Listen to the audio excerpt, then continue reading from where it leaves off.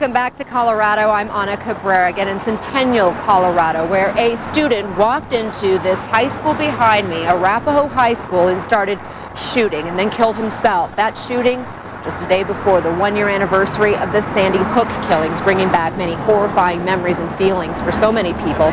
And in the past few years, unfortunately, there have been several other tragedies, similar tragedies. We just mentioned Newtown, Connecticut. Of course, there was also the Aurora Theater shooting here in Colorado just a little over a year ago.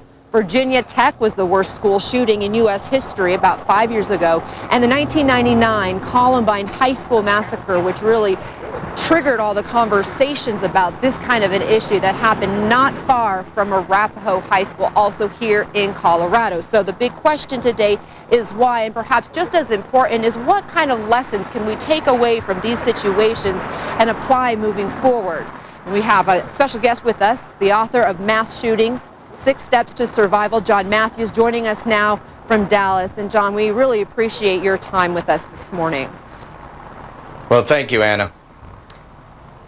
John, I know you're also the executive director of the Community Safety Institute, so lots to talk about. But first, let's start about your reaction when you heard about yesterday's shooting.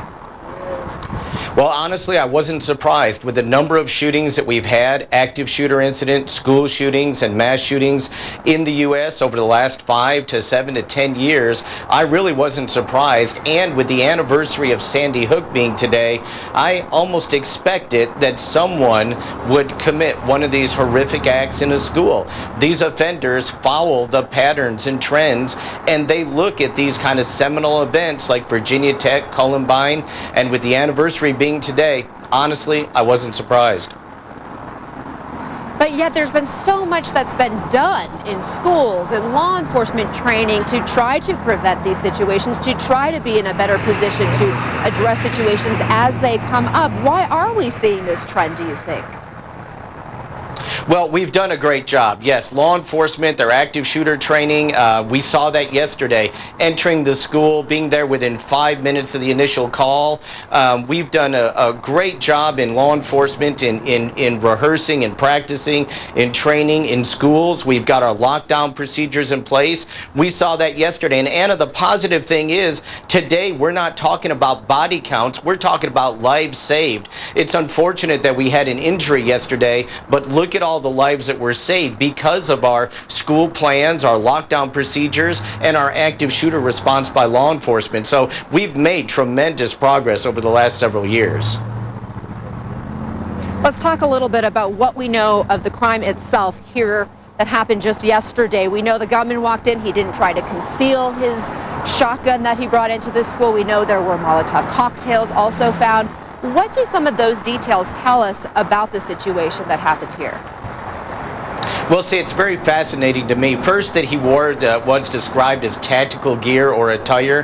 That shows me that the offender was what we call in law enforcement costuming.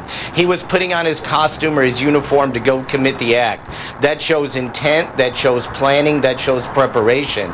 Even more disturbing is the Molotov cocktails, because again, that's another indicator that this was not an individual who woke up yesterday morning, was angry at a teacher, and went to school to confront them. This is somebody that planned, that prepared, that thought about this, that assembled the Molotov cocktails.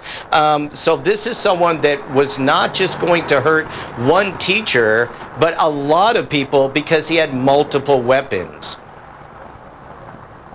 Well, John Matthews, I wish we had more time to talk. We really appreciate your insight into what happened here and the many tragedies, unfortunately, that we've covered over the years. Again, John Matthews, the author of the book Mass Shootings, 6 Steps to Survival. We appreciate your time. Thank you. Another thing I want to mention, Martin, before